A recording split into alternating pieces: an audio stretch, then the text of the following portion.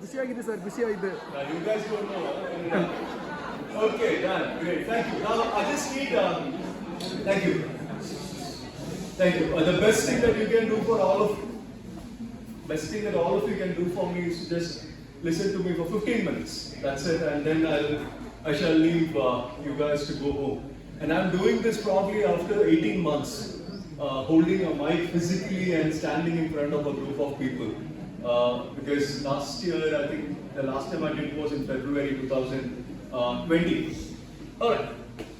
Yeah, thank you. I need that silence because I'll be able to hear myself and decide whether I'm making sense or not. So just 15 minutes silence, and if it doesn't make sense, then you guys can figure it. If it makes sense, then you guys can keep it. Now, let me just ask you this first question. When you took admission at Sahyadri, okay, now I'm going to talk about something very serious, very, very, very serious, so please pay attention to this. Okay, that worked, Great. So, when you took admission at Sahyadri, how many of you went and searched for the placements? Why are you laughing? Was it a joke or something? Did you check for the placement? Okay, so raise your hands. No, how many of you checked for the placements? Nobody? Before you, one second. Guys. I'm seriously asking you, how many of you checked for the placements before you took admission at Sahyadri? Come on, raise your hands. Okay, maybe placement was one of the criterions before you took the admission. Yeah.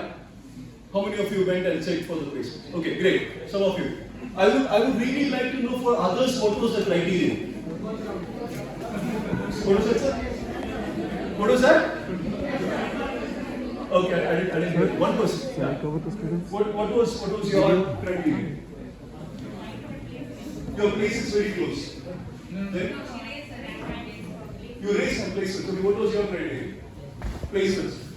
Now that I'm coming closer to you, everybody will say placements.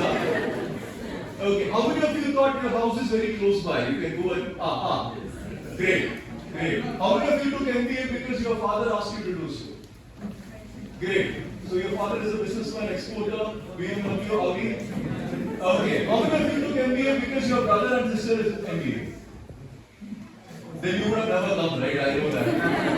When you don't want to do MBA, graduate, you suffer in the same family. You know, usually when students take admission in campuses, one of the criteria is definitely placement. They always do that. And then they go around asking people how many job offers the college was able to produce last year. And that question has to be rephrased. You know, the question has to be how many job opportunities the campus was able to give to the students. Because at the end of the day, if that opportunity has to become an offer, in between something has to work out. Yes or no? Because if the college can only give you an opportunity, so you go to IIT, you go to NIT Calicut, they can probably give you an opportunity. They cannot guarantee a job offer. Like one of the interns from NIT Calicut who worked with me, he got through with Oracle for a pre-placement offer. Now this is very serious. He got through with Oracle for a pre-placement offer, and his stipend was around 50,000 rupees per month at the age of 20. And I said, Hari, fantastic, Hari, that's a marvelous achievement. And I asked him, how is it that NIT Calicut trains you people to get into Oracle in your second year? And he started laughing. And he said, do you really think that three of us are walking on the corridors and a professor would spot us and say, come here. I believe that, Oracle is written in your destiny. I'm going to teach you, train you, educate you, inform you, make you aware, and I'm going to get you into Oracle. So do you really think it works like this? And I said, I don't know. And he said, sir, when we come into NIT Calicut, when we are inducted here, we understand that there is an interest for us in coding. It starts off as an interest. And once that interest is there, we try to learn the skill of how to do coding. And once that interest and skill is there, and you still want to pursue it at the level 3, that becomes a passion. And once it becomes a passion, nobody has to push you to do nothing. Then you go and take opportunities to demonstrate the skill that you have learned because it has become your passion now.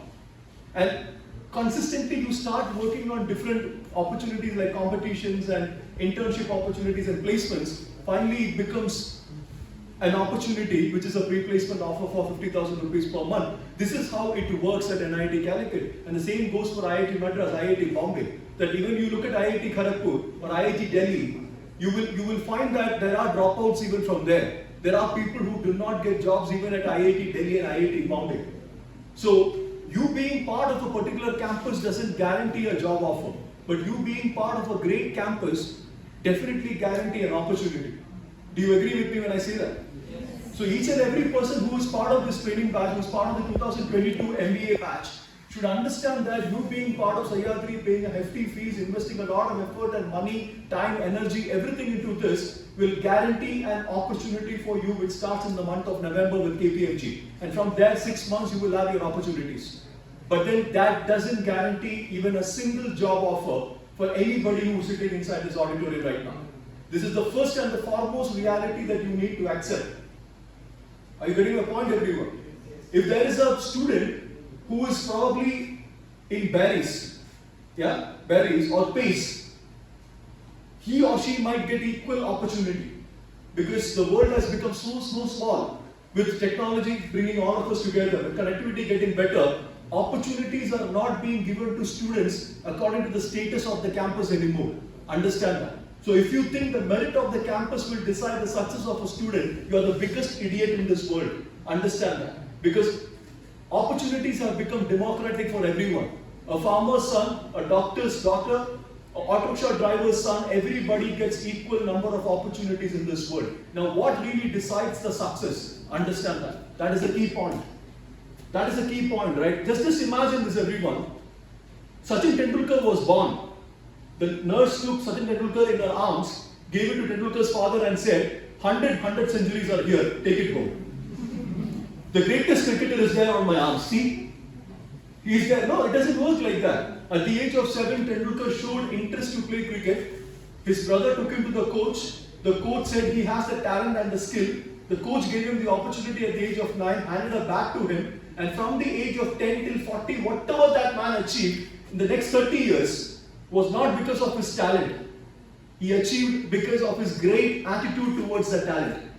He achieved everything because of his great attitude towards that skill, his interest, his passion, and the opportunity. Understand. If anybody over here cracks a KPMG in the month of November, you would have cracked it only because of your great attitude towards an opportunity called as campus placement. Understand that. Talent cannot take you till the top. Talent can take you only till a point. If you look at Lionel Messi and Cristiano Ronaldo and you ask me who is my favorite, I would always say I love Cristiano Ronaldo. I love Cristiano Ronaldo for the reason being I believe he's the most hardworking football player. He's the most hardworking football player. Messi is gifted. He's absolutely gifted. He's a great player. He's gifted. But somebody like CR7 for me is the most hardworking because he started off as an average player. And then finally with all his hard work, he was able to reach the top. And understand that all these people, you take a Virat Kohli, you take somebody like a Messi or Ronaldo or whoever it is, these people are absolutely gifted. They're extraordinary people. But everybody is born ordinary. Do you agree with me when I say that? Everybody is born ordinary. Tendulkar is born ordinary. Virat Kohli is born ordinary. You are born ordinary. I am born ordinary. How do they become extraordinary? When you say certain people are extraordinary, you tend to forget that extra in that extraordinary. What is that extra? It is the extra commitment, extra hard work, extra sincerity. When 99 out of 100 people want to give up something, they want to give it up, that one person doesn't give up. And that is what makes them that extraordinary. Understand that. That attitude is very, very important. Tendulkar, at the age of 13, would get up at 4 o'clock in the morning, go and play cricket for 2 hours, go to school, be there for 4 to 5 hours, come back and practice for 4 hours, come back at 7:30 to his place, have dinner, sleep on the dining table. His mother used to carry him and take him to the bedroom, and he could do this consistently for 55 days. Is it because of talent? With talent, you cannot get up at 4 o'clock in the morning for 55 days. Talent doesn't help you to get up in the morning, doesn't help you. 5 o'clock the alarm rings, talent tells you, get up and do that. Tendulkar, you're very gifted. Get up. No.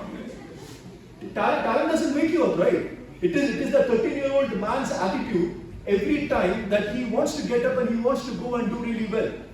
Now, if attitude is very important, then listen to this magical point, everyone. Okay? Very carefully for the next 90 seconds. Very carefully for the next 90 seconds, listen to this, everyone. Alright? Now, there are 3 types of people in every field, understand that. So you are in Sahyadri MBA, right? There is an IIM MBA as well, yes or no? Correct? There are students who are doing the same name MBA at IIM, yes or no? Yes. Correct. Then there are these students who are at IFTs and IRMAs and MBPs, right? That's also is there, correct? Then Sahyadri is also there. All the three are doing MBA, yes or no? Yes. What is the difference? What is the difference? Fees. You go to IIM Kozhikode, your fees is 26 lakhs. You go to IIM Bangalore, your fees is 40 lakhs. You go to IIM Ahmedabad, it will probably be 5 lakh extra. You're talking about fees. You really think IIM is fancy? People pledge their land, their house, their car and whatever not to go to IIM and get it done. So academic fees is not a thing. Now listen to this very carefully, everyone. In every field there are 3 types of people. Alright? One, people who are exceptionally gifted.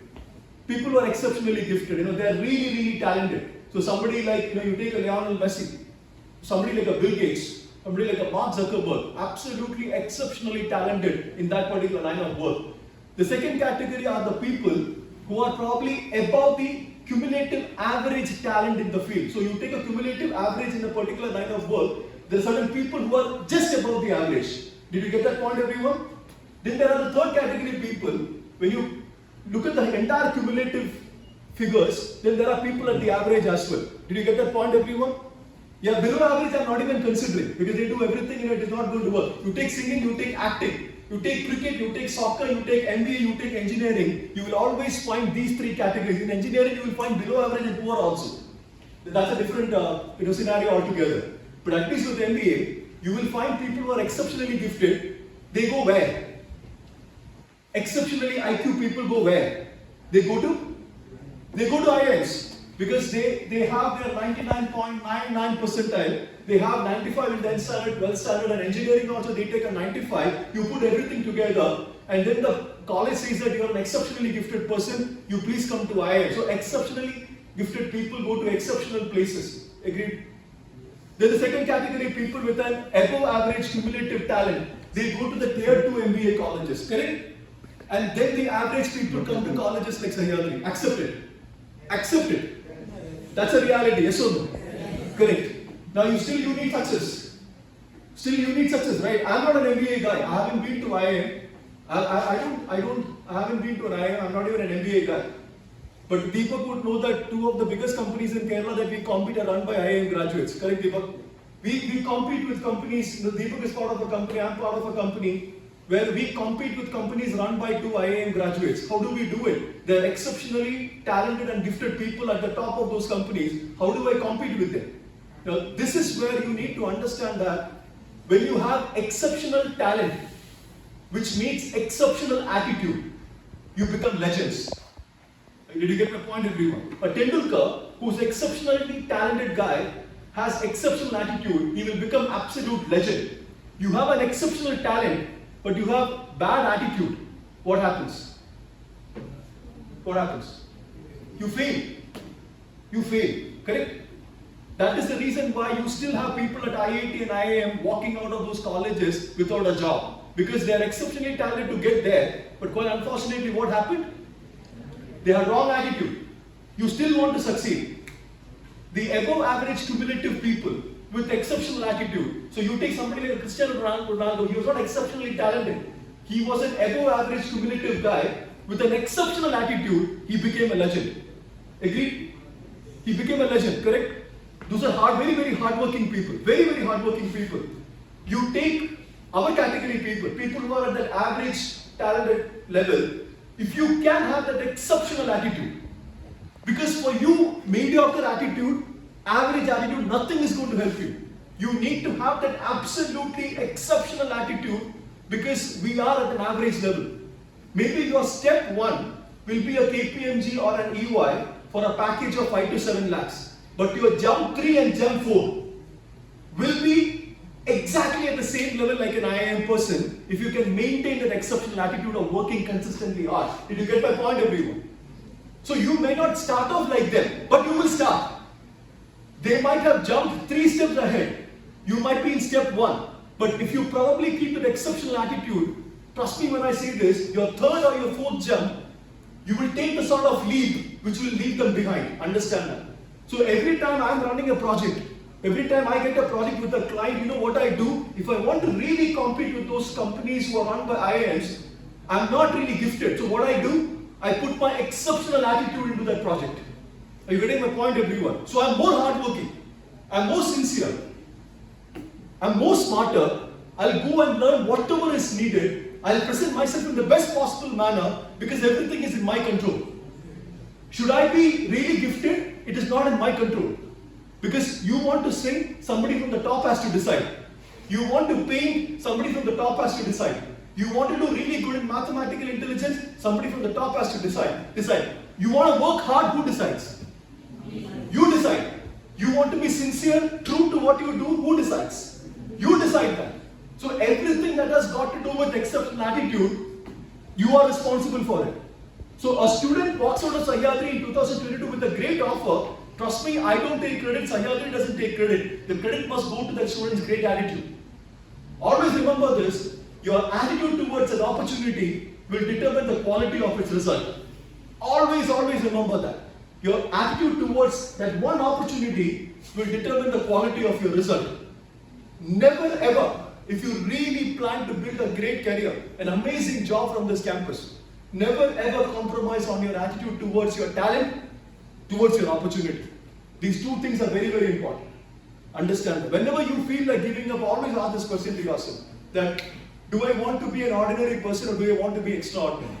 See, for me, whenever I go and talk to students, you go to my LinkedIn profile, you will only see a simple line. I empower, I educate, I engage my students to have a better living standards. The same stage, in 2016, I said the same to the MBA students. If your dad's family income is roughly around, your daily income in your family is around 800 rupees or 1000 rupees, you get a job in an EY or a KPMG or a PricewaterhouseCoopers for 30,000 rupees per month. The day you get your first salary, the daily income in your family goes up by how much? It goes up to roughly around 2,000 rupees. So from 1,000 it goes up to 2,000 rupees. Now what happens in your family then? You get to improve the living standards. What do you mean by living standards? If your dad is riding a Honda Activa, he'll probably look at you with an aspiration of you driving a Honda City. That is what living standards are all about. Understand that. I don't have to do this session. Why am I doing this? Because if I am able to at least motivate one student in this batch to go and do really well in this life, the beneficiary is not just you, it is your entire family. And that is the sort of goal that you should have. Every time you do something, ask this question to yourself, my action and my decision, is that connected to the sense of purpose that I'm here for? If your sense of purpose is to get a job, become independent, have a great living standards, support your family, I'm talking to those people here. I'm talking to those people who wants to have the better living standards, with the idea of education. I'm not talking to anybody else. I'm least interested to talk to anybody else. And why am I so passionate in talking about it? I come from a middle class family where my father is not educated. My mother is not educated. But did that stop me from learning English? Absolutely not. Because I strongly believed all my life that your genes do not decide the genius in you. You're getting my point, everyone? Your genes do not decide the genius in you. You could be from a family, totally illiterate family. You could be from the bottom standard of society. Your dad and mom could not be educated. Fine, let it be. But that doesn't stop you from becoming an MBA graduate. That doesn't stop you from talking in English. That doesn't stop you from reaching the top. Understand that. But the only thing that will take you to the top is your attitude. Understand that. And there's only one point that I want to say. See, you look at all the guys who are at the top. I would have probably trained 2.5 lakh students in my entire career. I did my first campus placement session way back in 2006. You would have been probably, 7 years old at that point of time. When I went to a campus and I held the mic and I started speaking. From then till now, probably I would have seen 2.5 lakh students in my entire career. All those students who have succeeded, all those students who have got a job, you know who are those students? Those are the students who were not motivated, who were not driven, who were not told what to do in their lives. Those were the students who were self-driven. They were self-motivated to do well. And they could self-manage themselves. Like when they're sitting alone, they know that their goals has to drive them. They will sit down and they'll think, okay, this is what I'm supposed to do. This is my goal. I need to work really hard. You don't attend an aptitude session for Ramesh sir or Sahyadri. You don't attend an aptitude session for me. You don't prepare for an interview for us. Because they've got nothing to do with it. At the end of the day, it is your necessity. So you need to drive yourself. All the people that you consider as legends are those people who are self-driven. Do you agree with me? It was not like Virat Kohli was told, tomorrow 6 o'clock you should come for the practice, otherwise we will put 200 rupees fine on you. Nobody said that. Nobody said that. Did somebody tell Cristiano Ronaldo that you don't practice for 6 hours? That's it. Absent. Cristiano Ronaldo, absent for football practice. You consistently get absent for 6 days, you're out of the team. Nobody said all that. You need to have a fire inside you. You need to have a fire inside you to do really well. Understand that. And that is the most important thing. And attitude stems out of that one goal that you have. When I was in college, I had this amazing goal of becoming rich in my life. I still have the goal. I don't know when I'll achieve it. But I still have it. Even if I achieve 10 crores, I'll still have it. Because that is the only thing which is not going to stop me, right? Nothing is going to stop me. Why? Because I'm driven. Even at the age of 39, I'm driven. Even at the age of 23, you should be driven. You're coming here for a purpose. So always remind yourself of that. And the last thing is, the guy who's sitting on your right side, the guy who's sitting on your left side, nobody will be with you when you walk out of this campus. Understand? Nobody will be with you. When you are in the campus, you can make amazing friends, gang and all. You know, Pumpwell rocker boys. Brilliant. Udupi monsters. Nice. And then you can probably put a tattoo also. UN. Fantastic. I would love it. And then when you come to the campus, you know, Udupi monsters. When you get out of this campus without a job, where is the monster? Where is the Udupi? Udupi is there. But then no monsters would be there with you. Understand? So, my only request to all you people is I'm leaving tonight. So this is perhaps the first and the last session that I would do with all of you. My only request to all you people is, if they are providing you with an opportunity, work really, really hard. Because one of the biggest problems why our educational system is not able to give that particular thing to students is because the job, we concentrate a lot on our academic skills. You know, the idea of professional education is not academics, please understand that. You are into a professional education. You get a 6 CGPA, 7 CGPA, or 9 CGPA, doesn't make a huge difference. Understand that. So, don't study to get first rank in VTU. I don't know if I should say this, but then that is a fact. It helps the college to get more people. Fantastic. But then you go to Deloitte and tell them, first rank in VTU. The Deloitte will be like, so? Sir, first rank, sir. Sir, my posters are there everywhere, sir. The Deloitte will tell you, can you clear aptitude? Can you speak in English? But sir, 9 CGPA, sir. There are more CGPAs, but I said no. It doesn't really make any sense. I remember 2015 when I went to Kannur. That time it was Kannur University. Kannur University MBA topper was sitting at home jobless for 15 months. 15 months jobless. Kannur University MBA topper. Wow, brilliant, right? Okay, and let me ask you this one question and we'll wind it up. Do you remember the first rank holder for MBA VTU last year? How many of you remember the first rank holder for VTU MBA last year? You don't remember, right? If you remember, I'll quit the job. Last year, 2017, 18, 13, 14, 15, 16? No. But then you would remember probably that one student from Sahyadri who got through with Microsoft. One of you will remember, correct? Why do you remember that person? Because the ultimate goal of professional education is a job. That is the reason you will be remembered for your job, your career, for your placements. You won't be remembered for your CGPAs. Understand that. So the amount of hard work that you put to get that CGPA in every semester, at least from this semester, take at least 30% of your time and start investing on employability skills. Employability skills is what is going to eventually get you to that placement. Understand that. You know why IAM looks at your 10th standard aggregate, your 12th standard aggregate and your degree aggregate? You know why they look at it? Because it shows consistency. It shows consistency, it shows orientation, it shows work ethics, that you are being given a task, can you consistently do it over a period of time? So it is not about your 90% that really matters, but then were you able to consistently put that 90-95% every 2 years and every 3 years? Because if an individual is able to consistently do that, that means it is your focus, it is your endurance, and your orientation and your ethics. So your academics is a demonstration and testification of your focus, your endurance, your ethics, your consistency and your orientation. That's it.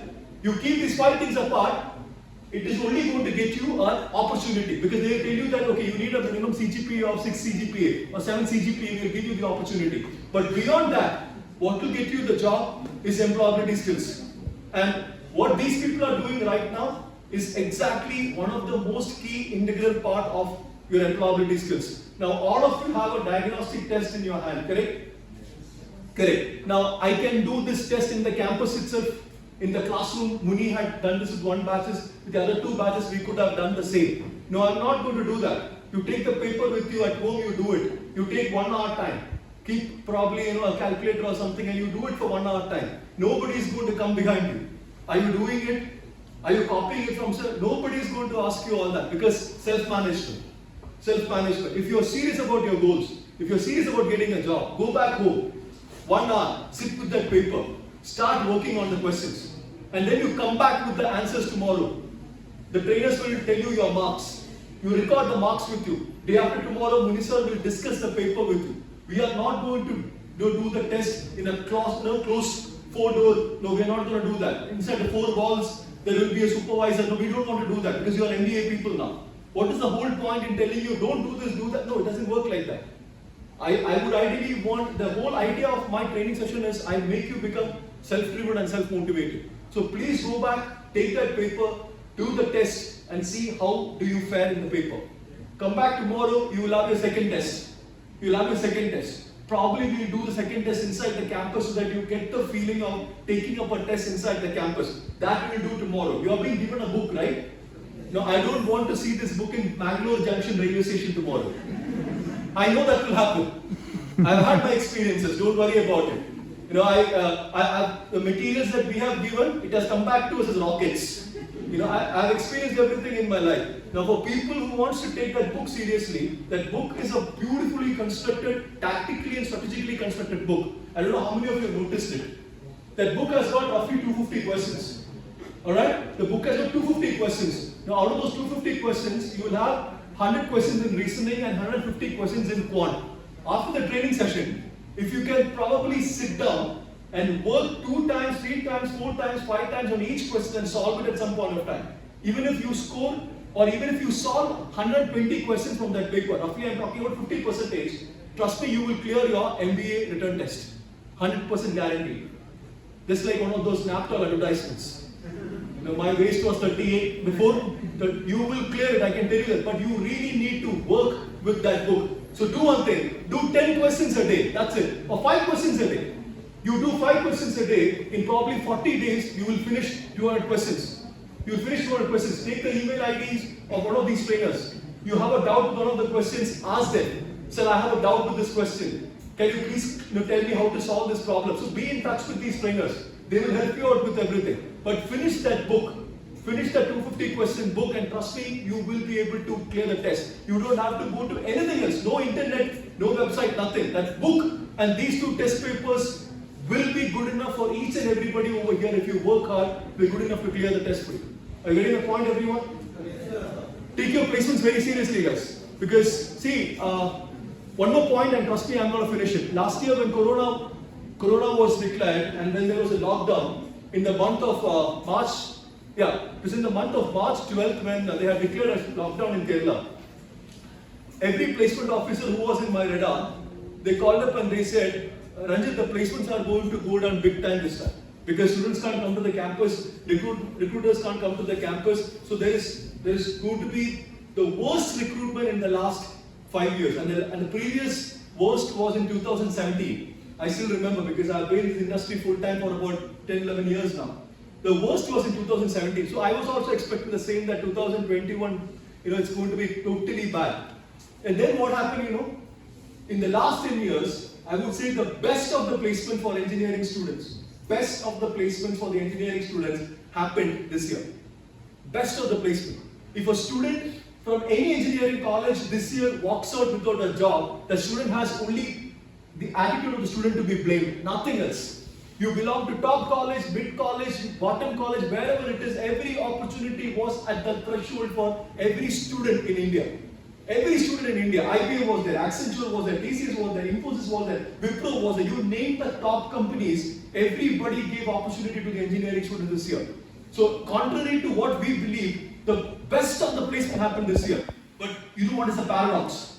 This is the problem. The paradox is the students who were outside the campus, the 2019 and the 20 pass out, except for TCS in the month of February, then there was not even a single company who recruited an engineering student who was outside the campus. Did you get that point, everyone?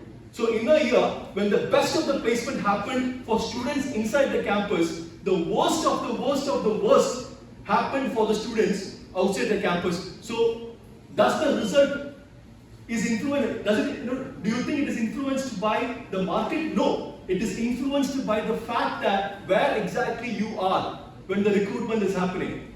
That is what really matters. So you walk out of this campus without a job. I'm not sure in the next 2 years when Corona is going to be around us passively. Now Corona has two phases, active and passive. Now you think you have done with the active stuff, the passive Corona is still there.